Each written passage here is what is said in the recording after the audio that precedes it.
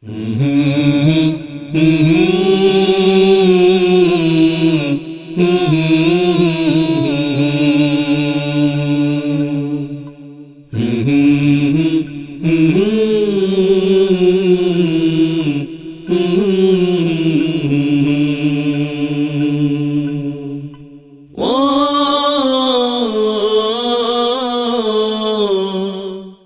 اللہ الرحمن الرحیم۔ السلام علیکم ناظرین، پروگرام صاف سبز پاکستان کے ساتھ میں آپ کا میزبان ہارون اکرم گل آپ کی خدمت میں حاضر ہوں۔ ناظرین، ماحولیات کے مسائل، موسم کے مسائل ہمارے یہاں پہ گمبھیر صورتحال اختیار کر چکے ہیں۔ ہماری پیغام ٹی وی کی یہ کوشش ہے کہ ہم اپنے ناظرین تک اس بارے سے ساری معلومات پہنچائیں۔ ہر سیگمنٹ جو ہے اسے کور کیا جائے، اس میں ہم آپ کو پالیسی پہ بتائیں، ہم آپ کو ٹیکنالوجی کے حوالے سے بتائیں، ہم عام آدمی کو ہر طرح سے آگاہی دیں کہ ماحول کی بہتری میں وہ اپنا کردار کس طرح سے ادا کر سکتے ہیں اور مختلف ادارے اور مختلف افراد اس ضمن میں کس طرح سے کردار ادا کر رہے ہیں۔ آج ہمارے پاس گفتگو کے لیے موجود ہیں سردار آصف علی سیال ایڈوکیٹ صاحب۔ سردار آصف علی سیال صاحب انوائرمنٹ اٹارنی ہیں۔ آپ نہ صرف پاکستان بلکہ بیرون ملک بھی تعلیم بھی حاصل کر چکے ہیں انوائرمنٹ کے حوالے سے، اور تقریباً 2 دہائیوں سے انوائرمنٹ کے حوالے سے جد و جہد کر رہے ہیں لوگوں کو ان کے حقوق دلانے کی۔ آپ یو ایس ایڈ اور دیگر اداروں کے WWF ہے جیسے اور حکومت پاکستان کے کنسلٹنٹ بھی رہ چکے ہیں، اور انوائرمنٹ جو پاکستان کا ایکٹ ہے اس میں ترامیم کرنے والی کمیٹی میں بھی شامل رہے ہیں۔ السلام علیکم سردار صاحب، خوش آمدید۔ تھینک یو سردار صاحب، ہم دیکھتے ہیں کہ ماحولیاتی آلودگی، ماحولیات کے مسائل ایک بہت گمبھیر صورتحال اختیار کر چکے ہیں ہمارے ہاں۔ ہمارے جو بڑے شہر ہیں وہ آلودگی کے حوالے سے دنیا میں ٹاپ نمبروں پہ ہیں۔ پاکستان کلائمیٹ چینج سے متاثر ملک جو ہیں ان کی فہرست میں 7ویں نمبر پہ آتا ہے۔ تو یہ چیزیں ہمیں دن بدن کس طرف لے کے جا رہی ہیں، اس حوالے سے آپ کیا کہتے ہیں؟ جی، سب سے پہلے تو آپ کا شکریہ، پیغام ٹی وی کا بھی شکریہ کہ یہ ایک برننگ جو ایشو ہے اس کے اوپر آج آپ نے گفتگو کا موقع دیا۔ اور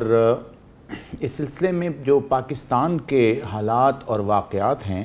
اور اس کی جو جغرافیائی حیثیت ہے اور سوشل اور اکنامک اس کے جو معاملات ہیں اس میں اگر دیکھا جائے تو یہاں پر جو ماحولیات ہے اس کی جو حالت ہے وہ کافی ڈیٹیریوریٹ ہو رہی ہے اور ڈاؤن ورڈ ہوتی جا رہی ہے۔ اس کی وجہ یہ ہے کہ یہاں پر جو فرسٹ آف آل پاکستان کا جب آئین بنا 1973 کا جو آئین ہے، پرائورٹیز کی بات میں کر رہا ہوں، اس میں بھی یہ ہے کہ جو لیجسلیچر تھے انہوں نے انوائرمنٹل پروٹیکشن کی کوئی پروویژن ہمارے آئین میں نہیں رکھی۔ اس میں ایک لفظ ایکولوجی جو ہے وہ استعمال ہوا، تو یہاں سے آپ اندازہ لگا سکتے ہیں ہماری پرائورٹیز کا اور جو اس وقت کی قیادت تھی اس کے ویژن کا۔ حالانکہ 1972 میں جو اسٹاک ہوم کانفرنس ہے انوائرمنٹ پہ وہ ہو چکی تھی، اور اسٹاک ہوم کا جو کانفرنس ہے اس میں باقاعدہ انوائرمنٹل پروٹیکشن،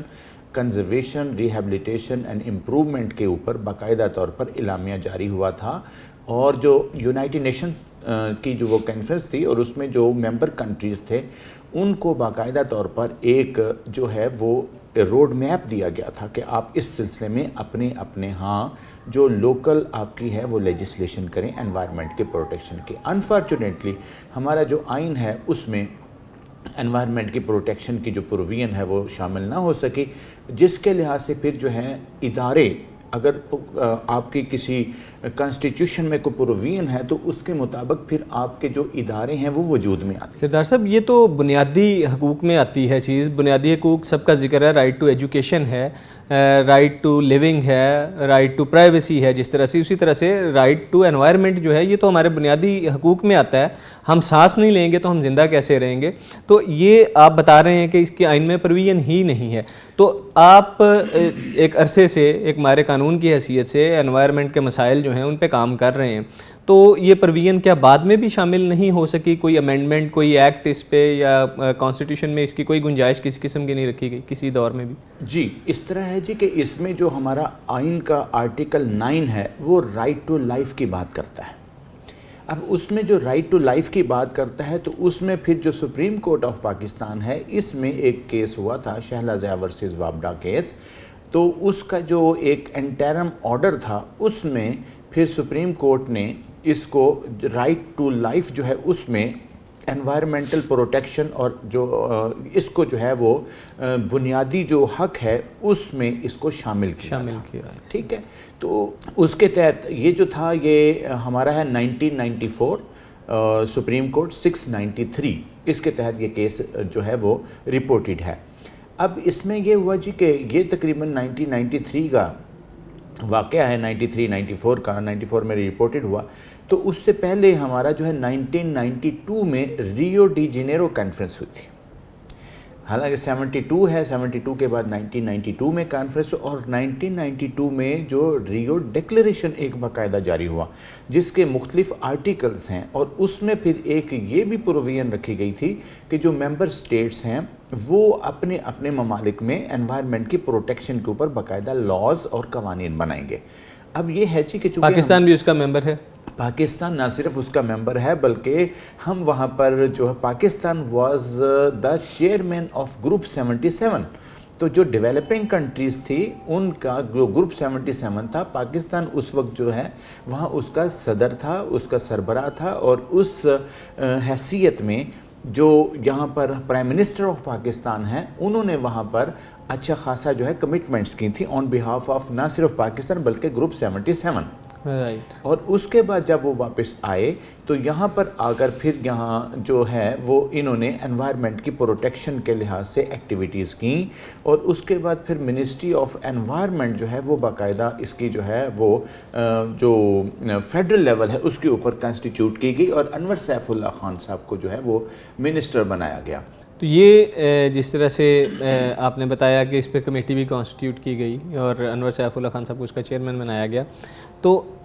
جو یہ لاز ہم نے یا جب سے ہم نے کانسٹیٹیوشن کا حصہ بنایا تو اس کی امپلیمنٹیشن کے لیے جو انوائرمنٹ کے معاملات ہیں ہمارے یہاں پہ کوئی ادارہ تب قائم کیا گیا، کوئی ایجنسی، کوئی اس طرح کا سلسلہ بھی کیا گیا؟ جی اس طرح ہے کہ وہ بات یہ تھی کہ انور سیف اللہ خان صاحب منسٹر تھے، کمیٹی نہیں تھی. اور اس میں پھر ہاں اس سے پہلے ایک بات یہ تھی کہ 1983 میں اس وقت یہ ہے کہ پیپو کے نام سے پاکستان انوائرمنٹل پروٹیکشن آرڈیننس جو ہے وہ باقاعدہ طور پر ایک پراملگیٹ ہوا تھا 1983 میں. اور اس وقت رجیم تھی جنرل ضیاء الحق کی آئی تھنک سو. تو وہ ایک ڈکٹیٹر کے دور میں جو ہے انوائرمنٹل پروٹیکشن جو ہے اس کے لیے ایک آرڈیننس آ چکا تھا جو اس وقت تک کام کر رہا تھا. اور اس میں پھر ڈیفرنٹ پروویژنس تھیں. ان پروویژنس میں انوائرمنٹل پروٹیکشن ایجنسیز کی کریشن کی گئی تھی. انوائرمنٹل پروٹیکشن کونسل جو ہیں اس میں پھر مختلف جو انسٹیٹیوشنز تھے وہ اس کے تحت جو ہیں وہ انہوں نے کانسٹیٹیوٹ کیے تھے جس میں پاکستان انوائرمنٹل پروٹیکشن کونسل بھی قائم ہو چکی تھی. اس کے بعد انوائرمنٹل پروٹیکشن ایجنسیز جو ہیں ان کی بھی پروویژن تھی. اس کے ساتھ انوائرمنٹل امپیکٹ اسیسمنٹ وہ بھی اس میں جو ہے پرووائڈڈ کیا گیا تھا. تو جب یہ 1992 کے بعد ریو ڈی جنیرو کانفرنس کے بعد واپس آئے تو اس وقت پھر اسی آرڈیننس کو انہوں نے نکالا اور اس کے تحت پھر یہاں پر جو ہے پاکستان انوائرمنٹل پروٹیکشن کونسل قائم کی گئی. اور اس میں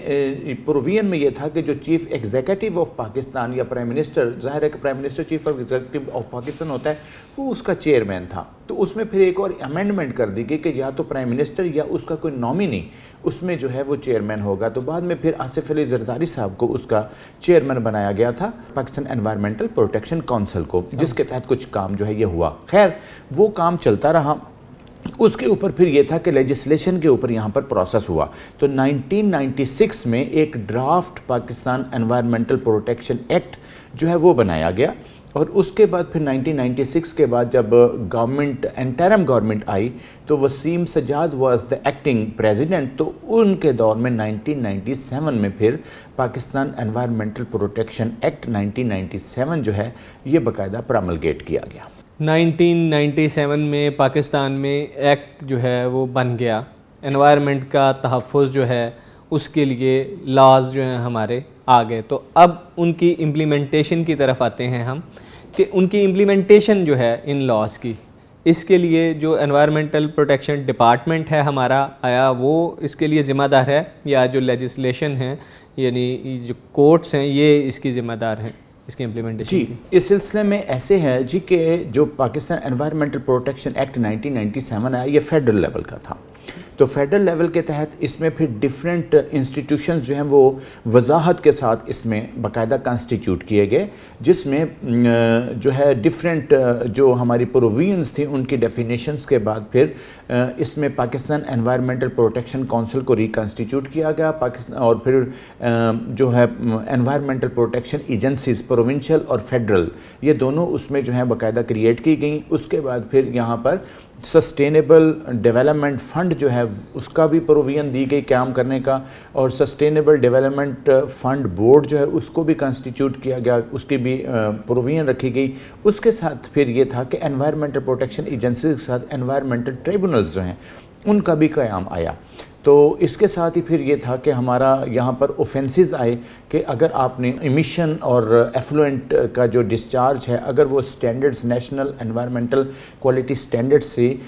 زیادہ ہیں تو اس کے بعد پھر ان کو باقاعدہ طور پر جو ہے ایک جرم وہ تسلیم کیا گیا، اور اس کے بعد پھر اس کے ٹرائل کے لیے جو کنٹراوینرز ہیں جو وہ جرم کے ہوتے ہیں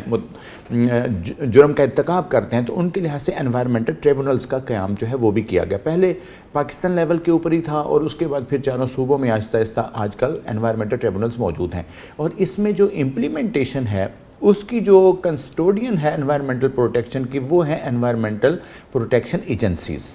تو یہ جو ہے اسی طریقے سے یہ ایک انوائرمنٹل مجسٹریٹس جو ہیں ان کا بھی قیام جو ہے وہ ادارے بھی قائم ہو گئے انوائرمنٹ کے حوالے سے اور ایجنسیز بھی قائم ہو گئیں. ایک عام آدمی ان قوانین سے، ان اداروں سے، ان ایجنسیز سے کس طرح سے فائدہ حاصل کر سکتا ہے، اس کے بارے میں ہم بات کریں گے ایک بریک کے بعد.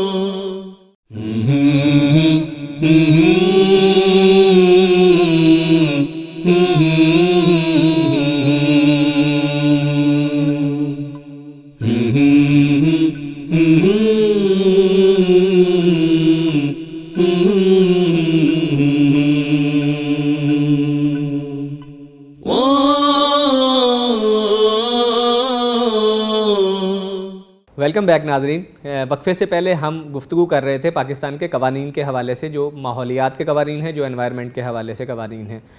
سردار صاحب آپ ہمیں یہ بتائیے، قوانین بھی بن گئے، ادارے بھی بن گئے، ایجنسی بھی بن گئی، امپلیمنٹیشن ہمیں کہیں پہ نظر نہیں آتی ہے ابھی تک تاحال. 1997 کی آپ نے بات بتائی، ای پی اے بعد میں انوائرمنٹل پروٹیکشن ڈپارٹمنٹ بھی بنا، ہمارے صوبائی سطح پہ بھی اب یہ منسٹریاں بھی بن گئی، اس کی وزراء بھی رکھے گئے، پورے محکمے تیار ہو گئے. لیکن پاکستان میں آلودگی میں دن بدن اضافہ ہوتا جا رہا ہے، مسائل بڑھتے جا رہے ہیں، عام آدمی پریشان ہے. اسے یہ بھی سمجھ نہیں آتی ہے کہ وہ فیکٹری آنر کے خلاف کس طرح سے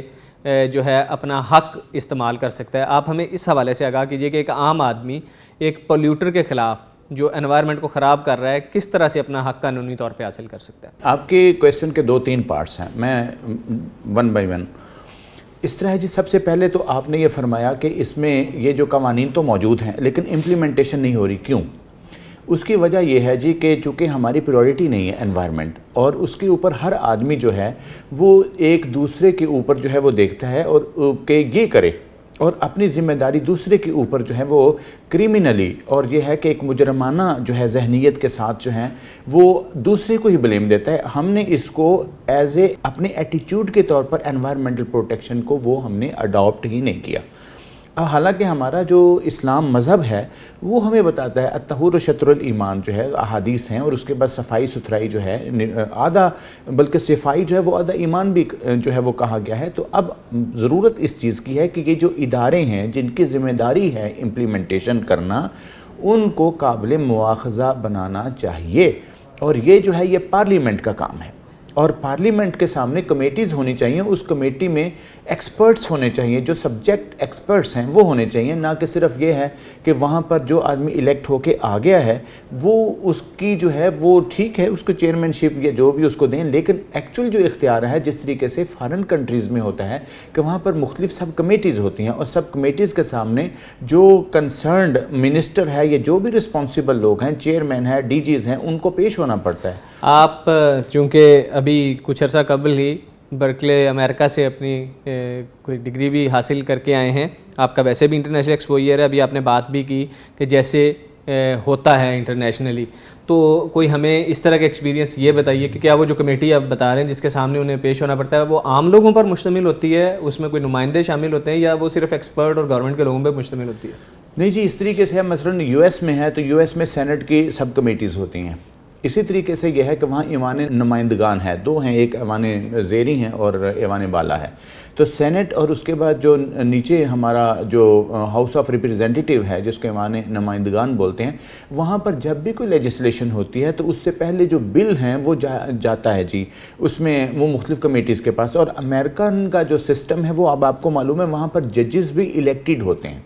وہاں پر جو ہے وہ الیکشن سے جو ہے مختلف پوزیشنز پہ لوگ جو ہیں وہ آتے ہیں، اور اس میں یہ ہے کہ کوشش یہ ہوتی ہے کہ بعد میں پھر ساتھ ان کے ایکسپرٹس جو ہیں، ایکسپرٹس اوپینین کے لیے جو ہے وہ وہاں پر ایکسپرٹس کو ممبر نامینیٹ کرتے ہیں۔ یعنی ہمیں ماہر ماحولیات جو ہیں انہیں شامل کرنا ہوگا لیجسلیشن والی کمیٹیز کے ساتھ؟ جی ہاں، جب تک سبجیکٹ اسپیشلسٹ ہی نہیں ہوگا جو سمجھے گا ہی نہیں۔ دیکھیں اب میں ایک بات کرتا ہوں کہ اسلام کی بات لے لیں تو اسلام میں جب یہ چونکہ یہ لا ہے نا، قانون ہے، تو قانون کی جو ہے اس کے سورسز آف لا جس کو آپ بولتے ہیں، تو سورسز آف لا جو ہے جب آپ نے قانون بنانا ہے، جو چیز آپ نے کانسٹیٹیوٹ کرنی ہے تو وہ ان لوگوں کو بنانا چاہیے نا کہ جس کے لحاظ سے یہ ہے کہ اللہ تعالیٰ نے ارشاد فرمایا ہے، یہ قرآن کا حکم ہے کہ آپ جو ہے اپنی امانتیں ان لوگوں کے سپرد کرو جو واقعتاً اس کے اہل ہیں۔ لیجسلیشن اگر کروانی ہے تو ان لیجسلیچر سے کروایا جائے جو کہ سبجیکٹ اسپیشلسٹ ہوں، سبجیکٹ کے اوپر کمانڈ رکھتے ہوں۔ اسی طریقے سے ہمارا کچھ اداروں میں ہے، اسلامی نظریاتی کونسل ہے، یا اس کے علاوہ یہاں پر جو مختلف ٹیکنیکل کمیٹیز بناتے ہیں اور اس کے اوپر PC1 بناتے ہیں، یا اس کے علاوہ مختلف پروجیکٹس ہوتے ہیں، تو اس میں یہ ہے کہ جہاں پر جو ہے وہ کچھ جگہوں پر تو ہم ایمان لے آتے ہیں، افتؤمنون ببعض الکتاب وتکفرون ببعض کی طرح، کہ لیکن جہاں پر جو ہے چھوٹے موٹے جو ہے مفادات ہوتے ہیں، گورنمنٹس کے ہوتے ہیں، اداروں کے ہوتے ہیں، تو وہاں پر وہ امپلیمنٹ کرتے ہیں، اور جہاں پر خود کام کرنا پڑتا ہے، جہاں پر ملک اور قوم کا جو ہے وہ مفاد دیکھنا ہوتا ہے، وہاں پر مختلف ہیلے بہانوں کے ساتھ احتراز کیا جاتا ہے۔ تو اس سلسلے میں گزارش یہ ہے کہ چونکہ یہاں پر انوائرمنٹل پروٹیکشن ایجنسیز ہیں، اس کے ساتھ ہمارے جو صوبائی اسمبلیز ہیں یا نیشنل اسمبلی ہیں، اس میں امپورٹنٹ چیز جو میں بتانا چاہتا ہوں وہ یہ ہے کہ چونکہ یہاں پر 2010 میں 18th امینڈمنٹ آ گئی، اور اس نے 18th امینڈمنٹ سے پہلے یہ جو انوائرمنٹ کی پروٹیکشن کا سبجیکٹ ہے یہ فیڈرل لیجسلیٹو جو لسٹ ہے اس میں بھی تھا، اور پروونشل جو لیجسلیٹو لسٹ ہے اس میں بھی تھا۔ اس کو کنکرنٹ لسٹ بولتے تھے، دو لسٹس ہوتی تھیں جس میں ایک تو فیڈرل سبجیکٹ کی تھی جس کی فیڈرل طور پر ہی فیڈرل کی سطح کے اوپر لیجسلیشن ہو سکتی ہے، اور دوسری یہ تھی کہ کنکرنٹ جس کے لیے یہ تھا کہ وہ فیڈرل لیول پہ بھی ہو سکتی ہے اور پروونشل لیول پہ، اور یہی ایسے ہوتا آ رہا تھا کہ فیڈرل لیول کے اوپر بھی منسٹر انوائرمنٹ تھا، صوبائی لیول کے اوپر بھی منسٹر انوائرمنٹ تھا، اور فیڈرل لیول کے اوپر فیڈرل ایجنسی کا جو ہے انوائرمنٹل پروٹیکشن ایکٹ میں پرووائڈ کیا گیا تھا، اور وہاں سے ڈیلیگیٹ کی گئی تھی پروونشل اسمبلیز بھی۔ اب یہ ہے جب 18th امینڈمنٹ آئی تو یہ جو سبجیکٹ ہے یہ صوبوں کو دے دیا گیا۔ اس کا نقصان ہوا بہت زیادہ، اس کا نقصان یہی ہوا کہ جو فیڈرل لیول کے اوپر جو انٹرنیشنل ہم نے کنونشنز کیے ہیں، انٹرنیشنل پروٹوکولز ہیں، اور انٹرنیشنلی جو ڈیفرنٹ کنٹریز کے ساتھ ہم نے اپنے سائن کیے ہوئے ہیں، ریکٹیفائی کیے ہوئے ہیں مختلف جو ہمارے MEAs ہیں، ملٹی لیٹرل انوائرمنٹل ایگریمنٹس، ان کی جو امپلیمنٹیشن ہے وہ نہیں ہو سکی، اس لحاظ سے کہ وہ فیڈرل لیول پہ ہو سکتا ہے۔ اب یہ ہے کہ یہ چونکہ سبجیکٹ آ گیا صوبائی، تو صوبائی میں پھر یہ تھا جو اس وقت پوزیشن ہے وہ یہ ہے کہ جو پاکستان انوائرمنٹل پروٹیکشن ایکٹ ہے 1997 وہ ہمارے صرف فیڈرل ٹیریٹوریل جو جورسڈکشن میں ہے، اور فیڈرل جو ٹیریٹری ہے وہاں پر وہ امپلیمنٹ ہو رہا ہے، اور اس وقت وہ قابل عمل ہے۔ اس کے ساتھ پھر یہ تھا کہ مختلف جو صوبے ہیں انہوں نے پھر اپنے اپنے انوائرمنٹل پروٹیکشن ایکٹس جو ہیں وہ بنائے ہیں، کچھ لوگوں نے اڈاپٹ کر لیے ہیں، اس میں بھی قانونی طور پر کافی ہیچز ہیں کہ جس میں یہ ہے کہ وہ جو امپلیمنٹیشن کا میکینزم ہے وہ جو ہے اس کی جو ہے نا سینٹرلائزیشن وہ جو ہے وہ متاثر ہوئی، اور اس کے بعد ابھی بہت سی چیزیں ہیں، مثلا اس میں رولز ہیں، ریگولیشنز ہیں، پالیسیز ہیں، تو وہ ابھی تک جو ہے صوبے وہ نہیں کر سکے۔ ابھی جب تک رول ہی نہیں آپ کے پاس، سبارڈینیٹ لیجسلیشن ہی نہیں ہے، تو how can you enact the act of the parliament? ایک ایسا ملک جو کلائمیٹ چینج سے متاثر ملکوں کی فہرست میں ٹاپ 10 میں آتا ہے، ایسا ملک جس میں ماحولیات کے مسائل اس قدر شدید ہیں کہ ہمارے شہر جو ہیں وہ آلودگی کے پہلے نمبروں میں آ رہے ہیں، اس ملک میں کوئی ایکٹ ایک کمبائنڈ موجود نہیں ہے جو ہم امپلیمنٹ کر سکیں اور جس کے تحت انوائرمنٹ کے مسائل کو حل کیا جا سکے۔ تو سر ایک ہمیں یہ بتائیے کہ یہ تو ہو گئے ملکی سطح پہ، عام آدمی کے لیے قانون۔ ایکسکیوز می، آپ کا دوسرا ایک تھا وہ میرا خیال ہے کہ اس میں وہ ایڈ میں کرنا چاہتا تھا، جس میں آپ نے بڑا اچھا وائٹل جو ہے وہ کویسچن کیا تھا کہ ایک عام آدمی جو ہے اپنی انوائرمنٹل پرابلمز جو ہیں وہ کیسے سالو کروا سکتا ہے۔ تو اس سلسلے میں گزارش یہ ہے مختصراً یہ ہے کہ ہمارا جو ایکٹ ہے انوائرمنٹل پروٹیکشن ایکٹ، اس کا جو سیکشن 21 ہے اس کے ساتھ اس کا 3B ہے، جس کے تحت ایک ایگریوڈ پرسن انوائرمنٹل پرابلم جو ہے اس کے لحاظ سے، اور اس کے ساتھ لوکل گورنمنٹ اور گورنمنٹل ایجنسیز جو ہیں وہ director general environmental protection agency کو اپنی ایک درخواست دے سکتا ہے، اس کو 30 ڈیز نوٹس دے سکتا ہے، اور 30 ڈیز نوٹس میں اگر وہ کام نہیں کرتے تو اس کے بعد وہ پھر یا اس کے اوپر ایکشن نہیں ہوتا تو وہ پھر انوائرمنٹل ٹریبونل میں جا کے اپنی کمپلینٹ فائل کر سکتا ہے۔ دوسری صورت میں یہ ہے کہ جب وہ اپلیکیشن دیتا ہے تو اس اپلیکیشن میں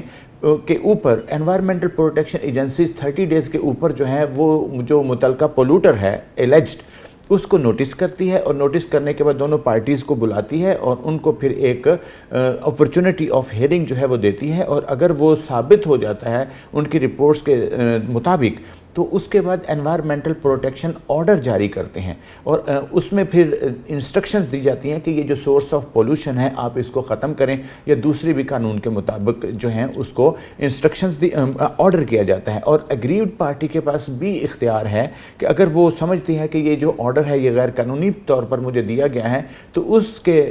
آرڈر کے اگینسٹ وہ پھر انوائرمنٹل ٹریبونل میں سیکشن 22 کے تحت جو ہے سیکشن 22 اس کے تحت جو ہے وہ پھر اپیل میں جا سکتے ہیں، اور انوائرمنٹل ٹریبونل کا جو آرڈر ہے اس کے اگینسٹ ایک اور اپیل پرووائڈڈ ہے جو کہ آنریبل ہائی کورٹ میں ہے، اور ڈویژن بینچ میں اس کی اپیل کی جا سکتی ہے۔ اچھا، ایک چیز ابھی جس طرح سے آپ نے بات کی کہ جو پلیوٹر ہے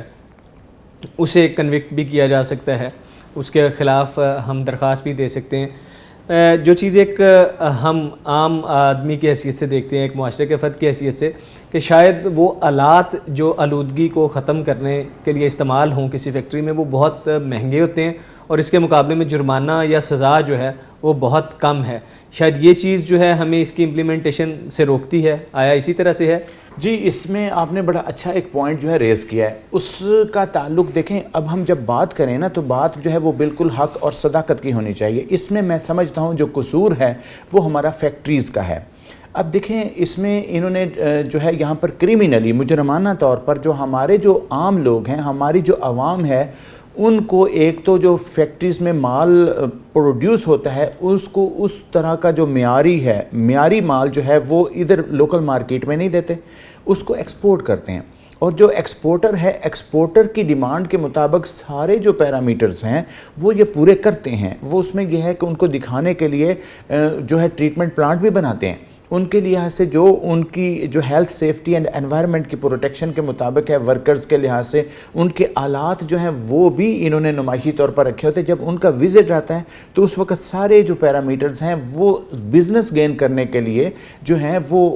یہ پورا ان کو جو ہے دکھا دیتے ہیں، لیکن جو ہی وہ جاتے ہیں تو اس کو سب کو جو ہے وہ بالکل اسی طرح پیک کر کے رکھ دیتے ہیں۔ یہ ایک بہت بڑی کریمنل نیگلیجنس ہے، کیونکہ وہ ان کا یہ نہیں ہے کہ یہ جو قانون بنا ہے، یہ جو ورکرز ہیں سب سے پہلے تو وہ اس کے ایگریوڈ ہوتے ہیں، تو ان کو بھیڑ بکریوں کی طرح جو ہیں وہ استعمال کرتے ہیں، اور سب سے زیادہ جو پولوشن ہے ان کے جو وکٹمز ہوتے ہیں ان کے جو شکار ہوتے ہیں وہ بیچارے جو لوگ غریب لوگ ہیں جو کام کر رہے ہوتے ہیں, جو کہ وہاں پر سرمایہ دار ہے, سرمایہ دار خود تو بیٹھا ہوا ہے اپنے پرتعیش کمرے میں, اور وہ جو بیچارے مزدور ہیں وہ اپنا اس کے لحاظ سے ریونیو بھی جنریٹ کر رہے ہیں, اپنی زندگیاں بھی انہوں نے داؤ پہ لگائی ہوئی ہیں. ابھی پچھلے دنوں ایک یہاں پر جو بھٹی تھی جی, یہاں پر جو اسٹیل کی جو ہے یہاں پر ایک فاؤنڈری تھی, اس میں ایک مزدور جو ہے وہ بالکل فزیکلی جو ہے ٹوکری کے ذریعے اس میں سکریپ ڈالتے ہوئے بیچ میں گر گیا. تو اب یہ دیکھیں کہ اس کے اوپر سوشل سیکیورٹی ہے, اس نے 3 لاکھ روپے رکھا ہوا ہے, 6 لاکھ روپے رکھا ہوا ہے. تو یہ جو ہمارے قوانین ہیں, we are very good in formulation of different sort of legislation, rules, laws, regulations, but very poor in implementation. اور امپلیمنٹیشن اس وقت ہوگا کہ اگر ہم اپنا جو میلان تباہ ہے اپنا یہ بھی کر لیں کہ ہم اللہ کے سامنے بھی جواب دیں, ہم اچھے مسلمان بھی اگر بن جائیں, تو میں نہیں سمجھتا ایک جو ہے ایماندار جو تاجر ہے وہ قیامت والے دن بڑی اچھی پوزیشن میں ہوگا. تو اس لحاظ سے ہمیں یہ چیز بتانی چاہیے کہ یہاں پر یہ ہمیں اپنا ایٹیٹیوڈ بدلنا پڑے گا. انوائرمنٹ کو پروٹیکشن جو ہے یہ نہیں کرنا چاہیے کسی کا, اگر ہم زندہ رہیں گے تو پھر ہی سارے معاملات رہیں گے. عام آدمی کے لیے قوانین علیحدہ ہیں, اور جو بزنس مین ہے وہ ان قوانین جو انوائرمنٹ کے حوالے سے بنائے گئے ہیں ان کو فالو نہیں کر رہا. اس پہ ہم بات کریں گے ایک بریک کے بعد.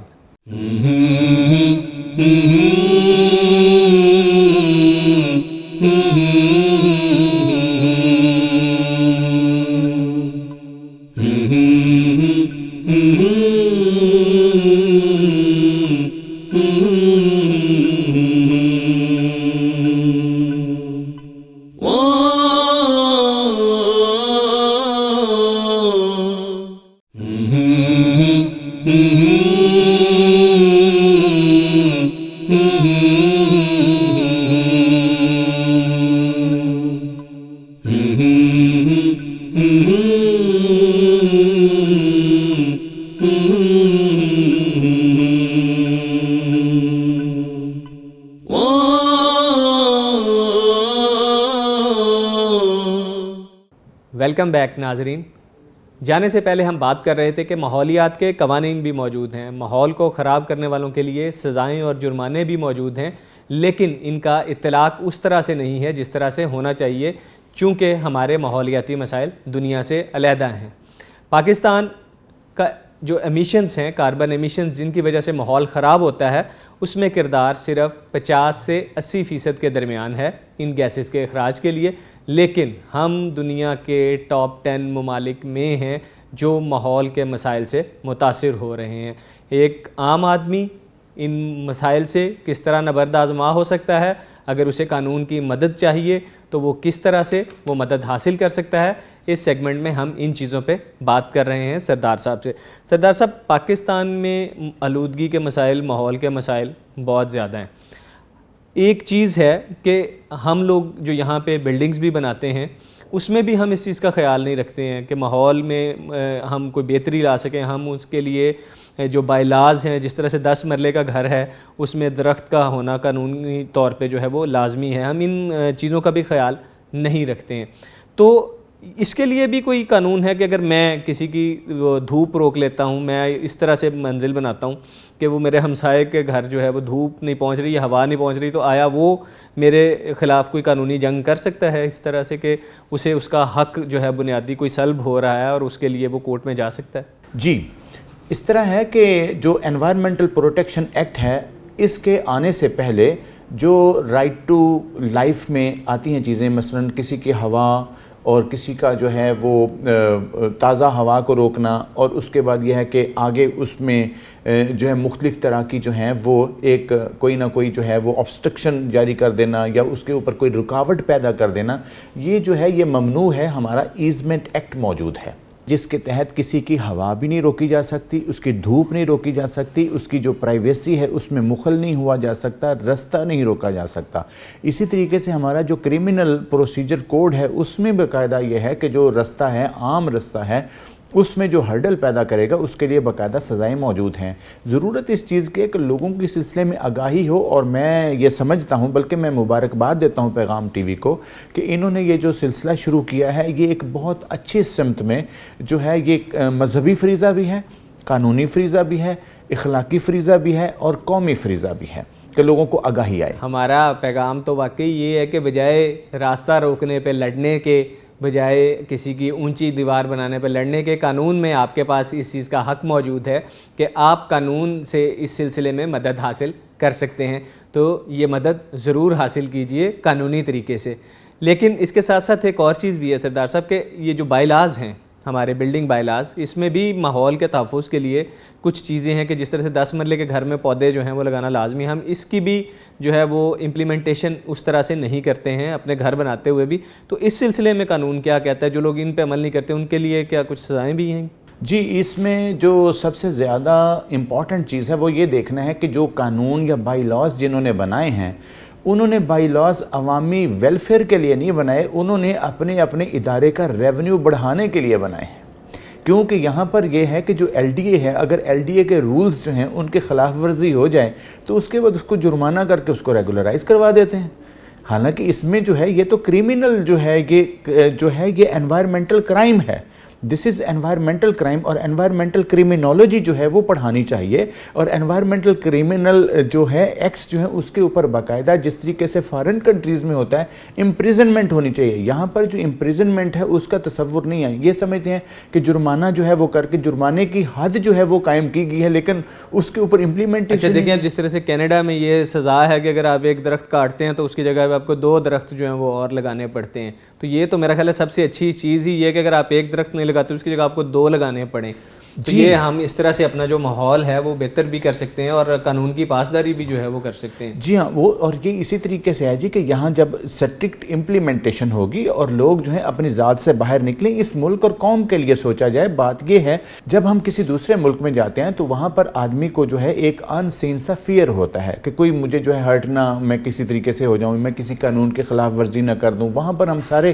قوانین جو ہیں ان کو مانتے ہیں, پورا کرتے ہیں. اپنے ملک میں ہمیں آزادی ہے ہر طرح سے کہ ہم قوانین پہ جو ہے عمل نہ بھی کریں تو ہمارا گزارا جو ہے وہ ہو جاتا ہے. اچھا, قوانین پہ عمل کرنا ہمارے لیول پہ ہو گیا, پبلک کے لیول پہ کہ ان چیزوں پہ نہیں کرتے. گورنمنٹ لیول پہ بھی کہاں پہ امپلیمنٹیشن نظر آتی ہے؟ ابھی کچھ عرصہ پہلے کی بات ہے کہ جو پلاسٹک بیگز ہیں, پولی تھین بیگز جو ہیں, ان کے اوپر عدالت عالیہ نے پابندی جو ہے اس کے احکامات جاری کیے. کچھ عرصے تک وہ چیز ہمیں نظر بھی آتی رہی, امپلیمنٹیشن ہوتی ہوئی. دکانوں سے انہوں نے وہ والے ہٹا دیے جو ہیں پلاسٹک والے شاپنگ بیگز, اور اس کی جگہ پہ وہ نان ووون میٹیریل ایک جو ہے اس کے جو بیگز ہیں جو ماحول دوست ہوتے ہیں وہ نظر آنا شروع ہوئے. لیکن وہ ایک نیا کاروبار بھی بن گیا. اب اس کی امپلیمنٹیشن بھی جو آہستہ آہستہ مطلب کچھ مہینوں کے اندر ہی کم ہو گئی ہے, اور دوبارہ سے جو ہے پلاسٹک بیگ, پولیتھین بیگ ہمیں نظر آنا شروع ہو گئے. اس سلسلے میں جو کورٹ کا ڈیسیژن ہے اس کی امپلیمنٹیشن اس طرح سے نہ ہونے کی کوئی وجہ ہے؟ جی وہی ہے جی کہ ہمارے جو امپلیمنٹیشن کے ادارے ہیں, مثلا اس آرڈر میں یہ جو تھا یہ فیبرری جو ہے 2020 میں یہ ہوا ہے 7/2/2020, تو اس میں جو کہ انوائرمنٹل پروٹیکشن ایجنسی کو جو ہے آرڈر کیا گیا کہ آپ امپلیمنٹ کروائیں. انہوں نے کچھ اس کے اوپر ایکٹیویٹی کی. اسی کے ساتھ پھر یہ تھا پہلے میجر سٹیز میں تھا پولیتھین بیگ پر پابندی کے لیے, بعد میں پھر اس کو پورے پنجاب لیول پر بھی آنریبل ہائی کورٹ نے ایکسٹینڈ کر دیا. اب یہ ہے کہ یہ دیکھنے والی بات ہے کہ امپلیمنٹیشن کیوں نہیں ہو رہی. اس میں ایک بہت جو ہے بڑی حقیقت سامنے ہے کہ جو پولیتھین بنانے والے ہیں اتنے عرصے سے جو ہے وہ پولیتھین بنایا جا رہا ہے, پورے ملک میں استعمال کیا جا رہا ہے, اس کی کھپت دیکھیں, اس میں ریونیو کتنا جو ہے انوالو ہوگا, اور جو لوگ اس کے مینوفیکچرر ہیں وہ کتنے بڑے جوائنٹس ہوں گے. اور اس کے بعد یہ کہ وہ لامحالہ ان کا اگر کاروبار سٹیک پہ جاتا ہے تو وہ تو ہر صورت کوشش کریں گے نا کہ وہ نہ ہو. اسی طریقے سے ایک جو وجہ نظر آ رہی ہے وہ یہی ہے کہ جو امپلیمنٹ کرنے والے ادارے ہیں ان کی امپلیمنٹیشن کی جو پیس ہے وہ کم کیوں ہوئی ہے. اس میں بھی ایک ڈیپ پاکٹس جو ہیں اس کا امپیکٹ آتا ہے. ڈیپ پاکٹس مین یہی ہے کہ یہ جو ادارے ہیں اس کے جو عملے کے ساتھ جو ہے ان کی ملی بھگت ہو سکتی ہے اور واقعتاً ہوتی ہے. اب دیکھیں آنریبل ہائی کورٹ کا ایک ڈیسیژن ہے, تو آنریبل ہائی کورٹ نے تو ایک ڈیسیژن کرنا ہے, باقی امپلیمنٹ جو ہے وہ ایجنسیز نے کرنی ہے. اور اس میں یہ ہے کہ اس میں جو ایجنسیز کے جو فنکشنری ہیں, گورنمنٹ فنکشنری ہیں, ان کو باقاعدہ جو ہے اس میں پراسیکیوٹ کرنا چاہیے. اور اس کے اوپر پھر یہ ہے کہ یہ چیز ہم کوشش کریں گے کہ اس کے اوپر کوئی نہ کوئی ہم ایکٹ کریں پریکٹیکلی, جس میں یہ ہے کہ آنریبل ہائی کورٹ کو ہم سجیسٹ کریں گے, ان سے ریکویسٹ کریں گے, پریئر کریں گے کہ جو لوگ امپلیمنٹیشن میں جو ہے جن کا کردار آتا ہے جس میں نیگلیجنس ثابت ہوتی ہے, تو ان کو پروفیشنل مس کنڈکٹ اور اس کے اوپر اگر وہ گورنمنٹ فنکشنریز ہیں تو ان کے تحت جو ہے پیڈا کے تحت ان کے خلاف کارروائی جو ہے وہ کی جائے, تاکہ یہ ہے کہ یہ جو ایک گورنمنٹ کا ڈیسیژن ہے اور اس کے ساتھ جو ہیزیڈس میٹیریل ہے جو ملک اور قوم کے جو عوام ہیں ان کی ہیلتھ, سیفٹی اور انوائرمنٹ کی پروٹیکشن کے اگینسٹ ہے, تو اس کو یکسر جو ہے وہ ختم ہونا چاہیے. اور اس کے ساتھ ہی یہ چیز بھی ہے جو الٹرنیٹیو کے طور پر بھی ایک پالیسی جو ہے وہ وضع ہونی چاہیے, تاکہ یہ چیز ثابت ہو کہ جو چیز ایک پر آپ نے بین اگر لگایا ہے تو دوسری چیز اگر الٹرنیٹیو آئی ہے تو اس کو بھی جو ہے وہ میں سمجھتا ہوں کہ انوائرمنٹ فرینڈلی ہونا چاہیے, اس کو ٹیکنیکلی بھی ہونا چاہیے, سائنٹیفک بنیادوں کے اوپر بھی ہونا چاہیے, اور لیگلی بھی جو ہے اس کا ایک باقاعدہ لیگل امبریلا بھی ہونا چاہیے. ماحول کو بہتر اگر ہم کرنا چاہتے ہیں تو اس کے لیے نہ صرف یہ کہ پبلک کو اپنا کردار ادا کرنا ہوگا, بلکہ ماہر قانون کا کہنا ہے کہ جو ادارے اس میں انوالو ہیں ان اداروں کا احتساب بھی ضروری ہے. اور سب سے بڑا جو ایلیمنٹ نظر آتا ہے وہ یہ ہے کہ جو ہمارا بزنس مین ہے اسے جو ماحول کے قوانین ہیں ان کی پاسداری کرنا چاہیے. تو ہمیں یہ چیز بھی بتائیے کہ بزنس مین کو ہم کس طرح سے اکاؤنٹیبل کر سکتے ہیں اس میں کہ وہ اپنے منافع کی خاطر جو ہے وہ ماحول خراب نہ کرے, وہ اس کی قیمت ماحول نہ لے. بزنس مین اگر بزنس کرتا ہے اس نے منافع کمانا ہے, لیکن جو وہ لاز ہیں جو ماحول کو خراب کر رہے ہیں, جو ارد گرد لوگوں کی, انسانوں کی زندگی کو مسائل دے رہے ہیں, اسے کس طرح سے روکا جا سکتا ہے؟ جی اس سلسلے میں جی گزارش یہ ہے کہ جو بھی بزنس مین ہو اور جو وہ بزنس کرنا چاہتا ہے, قوانین جو ہیں پاکستان کا جو کنسٹیٹیوشن ہے وہ باقاعدہ پرووائڈ کرتا ہے کہ جب بھی کوئی آدمی بزنس کرتا ہے تو وہ بزنس لیجیٹیمیٹ ہونا چاہیے, اور اس بزنس کو شروع کرنے کے لیے جو ریکوزٹ اس میں NOCs ہیں, جو اپروولز ہیں, جو قانونی تقاضے ہیں اس کے وہ سارے پورے ہونے چاہیے. تو اس لحاظ سے بزنس مین کو سب سے پہلے بزنس شروع کرنے کے لحاظ سے یہ دیکھنا چاہیے کہ جو بزنس وہ شروع کر رہا ہے کیا وہ قانونی طور پر جو ہے وہ بالکل لیجیٹیمیٹ ہے, اور اس کے اوپر فرسٹ آف آل ان کو اپروولز لینی چاہیے, ان کو بزنس لائسنس لینے چاہیے, اور باقاعدہ طور پر یہ نہیں ہے کہ وہ رجسٹریشن کروا دی, یہ NTN لے لیا اور اس کے بعد جو چاہا دل میں آ گیا اور اس کے اوپر بزنس کر لیا, بعد میں جب پتہ چلا تو پھر کہیں گے جی اب تو اتنی انڈسٹری اس کے ساتھ انوالو ہے, یعنی کہ وہ پھر بلیک میلنگ ہوگی. لہٰذا اس کے لحاظ سے جو آئین ہے, آئین کی پاسداری کرتے ہوئے چونکہ آئین میں پرووائڈڈ ہے, لہٰذا بزنس مین کے لیے یہ ہے کہ سب سے پہلے وہ قوانین جو ہیں اس کے اوپر جو ماہر قانون ہے اس کے پاس آئیں اور اس کے پاس سے معلوم کر کے اس کے اوپر جو ریکوزٹ اس کی لیگل فارمیلٹیز ہیں وہ پوری کریں, اور پھر وہ جو انوائرمنٹ کی پروٹیکشن اور لوگوں کی ہیلتھ, سیفٹی اور انوائرمنٹ جو ہے اس کی بہتری اور پروٹیکشن کے لیے جو بزنس وہ سوٹیبل ہو وہ شروع کریں. بزنس کیجئے لیکن لوگوں کی صحت کی قیمت پر نہیں. NOCs جو ملتے ہیں انہیں آپ پورا کیجئے, ان کے مطابق عمل کیجئے اور پھر اپنا کاروبار کیجئے. سردار صاحب آپ نے ہمیں بہت تفصیلی طور پہ ساری چیزوں کے متعلق بتایا, ہمیں قوانین کے متعلق بتایا, ان کے امپلیمنٹیشن کے متعلق بتایا, ان کی سزاؤں کے متعلق بتایا, دوسری چیزوں کے. ہمارے جو پروگرام کا مقصد ہے وہ عام آدمی کی آگاہی اور اس کے حقوق کا تحفظ ہے ماحولیاتی مسائل کے حوالے سے. ہم پاکستان کو ایک صاف سبز پاکستان بنانا چاہتے ہیں. اس سلسلے میں آپ عام آدمی کے لیے کیا پیغام دیتے ہیں کہ وہ کس طرح سے اس عمل میں اپنا جو ہے حصہ ڈال سکتا ہے؟ جی آپ کا بڑا اچھا جی, میں شکر گزار ہوں, آپ نے موقع دیا. میں اس آپ کے وساطت سے, اس پیغام ٹی وی کی وساطت سے عام جو سٹیزن ہیں ان کو یہ پیغام دینا چاہتا ہوں کہ جہاں پر بھی وہ سمجھتے ہیں کہ انوائرمنٹ کی پروٹیکشن کے لحاظ سے جو ہیں جہاں پر بھی جو ہیں خطرات لاحق ہیں, ان کی لائف کے لیے خطرات لاحق ہیں, ان کو صاف پانی, صاف ہوا اور جو گرین انوائرمنٹ ہے, صحت مند ماحول ہے, اس سلسلے میں اگر ان کو کوئی شکایت ہے تو اس سلسلے میں ہم حاضر ہیں. اس کے علاوہ کسی بھی ماحولیاتی قانون کے جو ہے وہ ماہر کے ساتھ رابطہ کر سکتے ہیں. میں بھی لاہور اسٹیشنڈ ہوں, اور اگر پیسے ہی کمانے ہوتے تو امریکہ میں میرے لیے بڑی اپرچونٹیز تھیں. میں آیا ہوں اپنی خدمت کرنے کے لیے اپنی ملک اور قوم کے لیے. تو میری جو ہے تمام سروسز اپنے اس ملک کے جو ہے تمام شہریوں کے لیے وہ حاضر ہے. ہم پبلک انٹرسٹ انوائرمنٹل لیٹیگیشن جو ہے وہ چونکہ شروع کر چکے ہیں, اور مزید جس کو بھی پرابلم ہے وہ بلا تکلف آئے, ہم انشاءاللہ تعالی جتنی بھی مدد ہو سکتی ہے وہ کر کے اس کو کلائمیٹ جسٹس جو ہے وہ پرووائڈ کریں گے, کیونکہ ہم نے یہ مشنری جذبے کے تحت اپنے ملک اور قوم اور اپنے ملک اور قوم کے جو لوگ ہیں, اپنے شہری ہیں, ان کے تحفظ کی قسم کھائی ہے. اور اس لحاظ سے یہ جو مملکت خدا داد ہے, اس کی جو پروٹیکشن ہے وہ بھی ہمارے ماحول کی پروٹیکشن کے ساتھ ہی وابستہ ہے. مملکت خدا داد کی بقا ماحول کی بقا کے ساتھ وابستہ ہے. پیغام ٹی وی کا بھی یہی پیغام ہے کہ ہم صاف سرسبز پاکستان چاہتے ہیں, اور اس مقصد کے لیے ہم آپ کی ملاقات اس فیلڈ کے ماہرین سے کرواتے رہیں گے. ہمارا آپ سے وعدہ ہے کہ ہم صاف سرسبز پاکستان بنانے میں اپنا کردار ادا کریں گے. اگلے پروگرام تک کے لیے ہمیں اجازت دیجیے. اللہ حافظ.